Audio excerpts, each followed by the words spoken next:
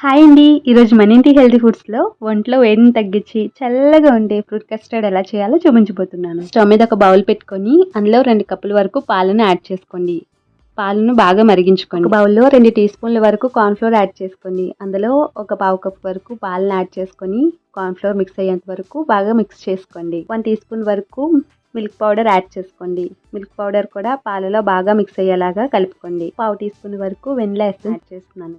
చిటికెడు food colour కూడా వేసుకొని అంతా బాగా కలిసేలాగా మిక్స్ చేసుకోండి. మరిగించిన పాలలో యాడ్ చేసేసుకోండి. 2 నిమిషాల పాటు కలుపుతూ లో ఫ్లేమ్లో మరిగించుకోండి. 2 నుంచి 3 టీ స్పూన్ల వరకు షుగర్ని యాడ్ చేసుకోండి.